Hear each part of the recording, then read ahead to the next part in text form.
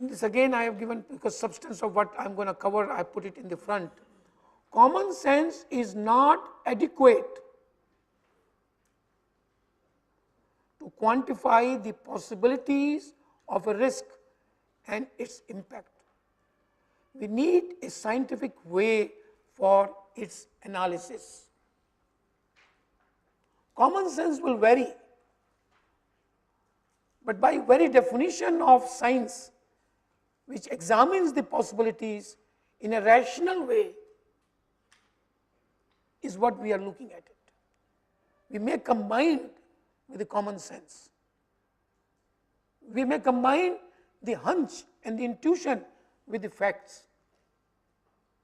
We are not robots to look at only facts at current level of robot technology. Future robots we don't know.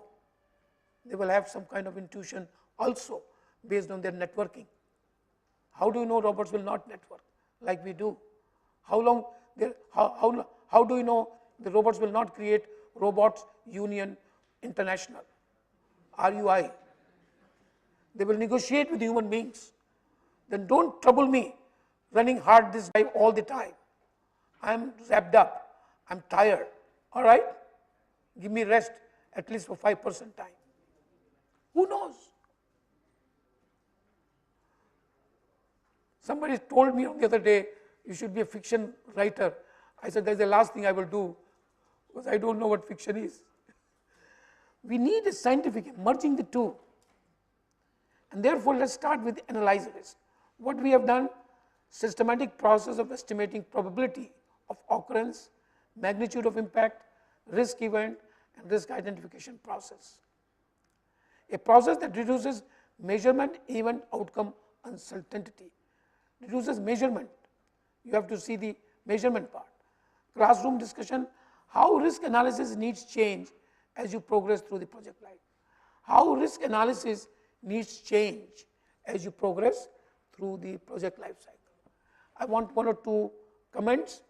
Classroom discussion means 1 or 2, and then we move forward. How does the risk analysis in general, combine of everything, assessment and all, how will it change from one life cycle to another life cycle? Any example? If some of you have read project management risk articles, anything you can come out, I will appreciate that. For example, during project initiation stage, whether this project will be given, not given, depends upon external priorities, national priorities, and things. Depends upon our own resource allocation, all these things. So risks are of a different nature. After the project gets sanctioned, then that will depend on the scale of the project. Things that there are other scope of the project and other variables. Excellent. Let's give a great clapping for him. Very simple exercise, clearly mentioned at the initiation time, taking up the objectives, the risks which you are going to do, analysis which you are going to do. It would change once you have decided. When you do the next phase, then it will change, then you do the days. And yesterday we saw the monitoring and control was not impacting one side triangle, one way arrow is not going to change the objectives. We are going to do this. And double control means risk is dynamic. That's how the double arrow means. So here is an example of, okay, we have given one set of clapping to my friend. What is your full name? Purushottam from DRDO, right? What else do you expect from DRDO except to come out with brilliant ideas? At least you should laugh now. DRDO people at least should laugh. Madam is not laughing, I think. The other madam, this madam is laughing. Any other comment? Yeah, I can give one example. Yes, sir. We have a 50% advance you will give. Say that again. You decided to give 50% advance to 15%. Now, doing that, we get the cash flow with the contractor was less. But now with the passage of the project, so 50% less money, 50% money here, he has already diverted 100% value of that. Now with the passage of time, their 50% money, they are having So during the special contact, now they have a cash touch. Now we have to review this. At that condition, it was required to give the money cash to them. Now it is to be reviewed. Now we are trying to reduce the initial 1 to 5%. Yeah, this would be in the project life cycle of implementation. The risk will vary, issues will come up, the risk will come, but like initiation to the subsequent stages of implementation. Within implementation, my friend is saying things will also start coming dynamically, which is absolutely right. The risk is to be seen on a continuous basis.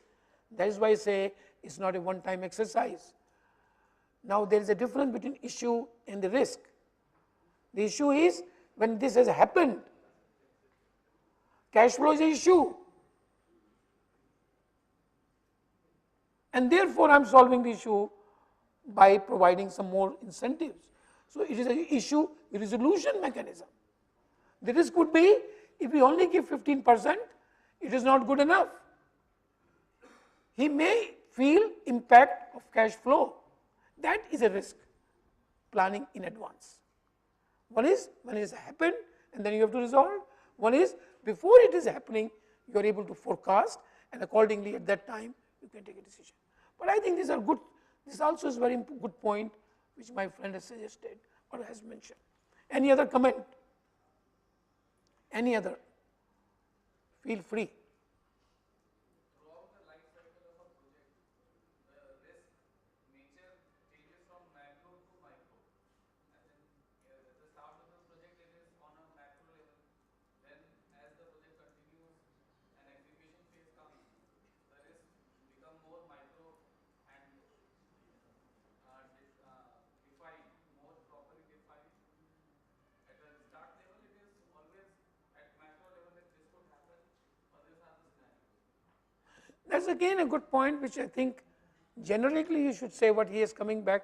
Your full name is? Pradeep Gupta from? HMEL.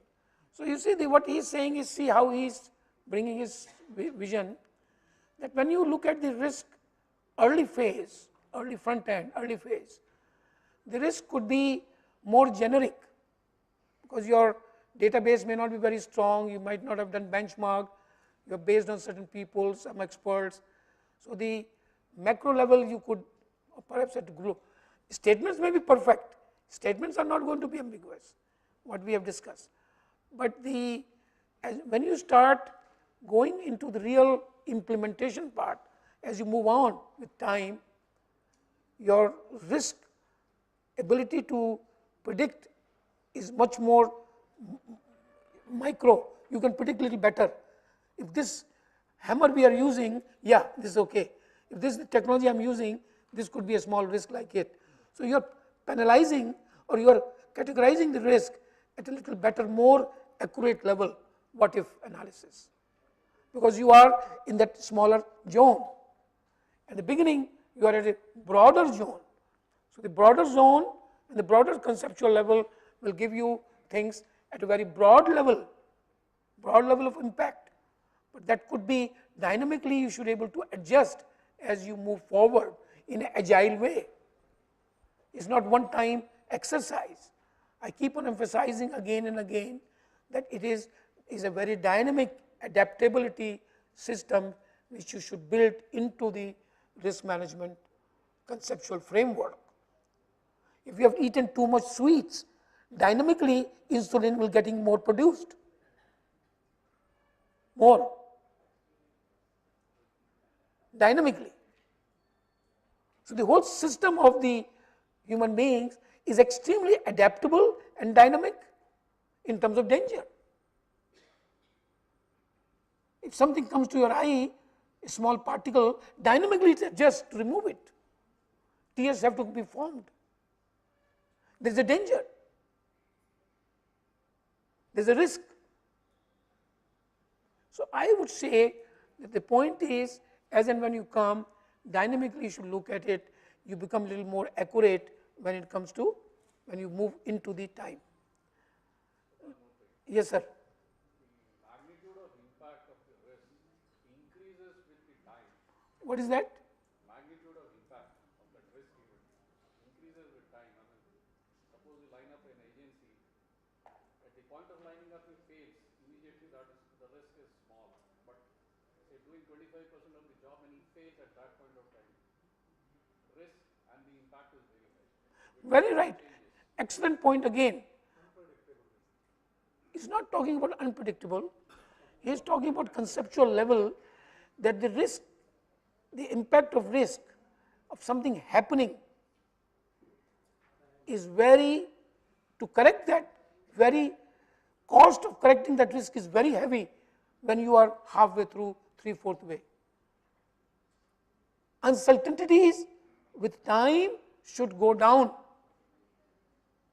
Uncertainties with time should go down. Rate of reduction of uncertainties, it should go down, not a positive slope. We saw partly yesterday. Rate of reduction of uncertainties should be accelerated. What does it mean? Rate of reduction of uncertainties is accelerated. What does it mean? You should reduce the uncertainties as fast as you can. And what is your name?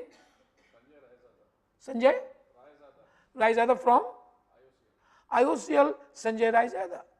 What he's saying now is, now if the rate of reduction in that curve, if something happens, wow, you create uncertainties. When you create more uncertainties, when it should be coming down, the impact will be very severe. 100% right, 100%.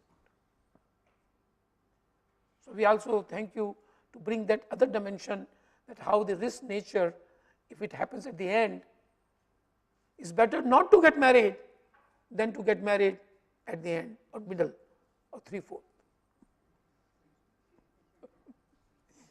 Then a lot of alimony, a lot of problems in custody of the children. And this happens, the impact is very heavy. So I always try to relate things in a very light way, because that makes life simpler.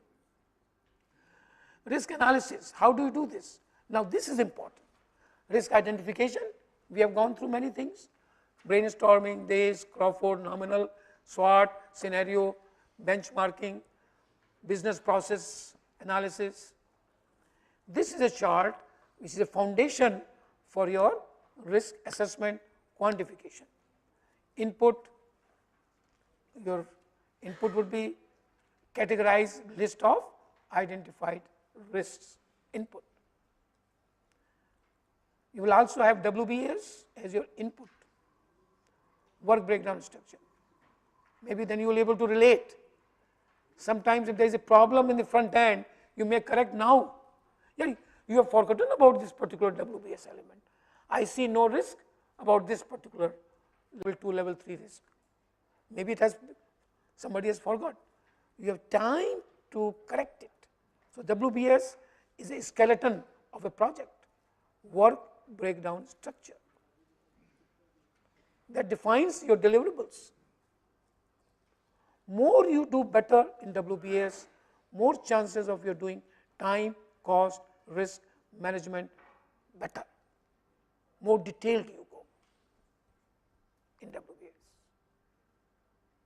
In 70s, as an architect of integrated project management system of BHEL, I have a booklet which I will show you sometime. I authored a book, Standard Techniques in Network, Volume 1, 76 March, April 1st, 76. And here in the IPMS, Unified BHEL, BHEL in 70s, 5, when I joined, we had different technologies. I am making a point about inputs in WBS. I am not digressing at all. So Russian technologies, English technologies, American technologies, too many technologies, too many codes, too many practices of manufacturing. How do you do this under one company? So I made a proposal to the chairman then in 75, when I made it for 11 May 75 to March 76, I made it 14 objectives for what I need to do as in charge of computers and project management. That time it was called computers. One was to develop integrated project management system based on unification, WBS. At that time it was proposed L1, L2, L3, 3 levels. L1 chairman's level and director's level, functional level. But that's 3 levels that time is not valid today. In fact, this is I keep on telling people now, the BHEL must have level 4s or level 5s. If not level 5, level 4 is much more, work package level. Dhruv is here, and I think they still whatever the level they have today, and he showed me during my visit to Pathratu, which was a historic meeting of NTPC and BHEL participants, 23 of them attending the program on totality of project management. All of them have passed CIPM exam. They worked very hard, and they 2 days they came out with a lot of ideas how to improve. So the WBS level is very important. WBS, if you have done good job, ladies and gentlemen, I think you have pulse of the project in your hand. It will go up and down. Blood pressure will go to 200, 210 of the project.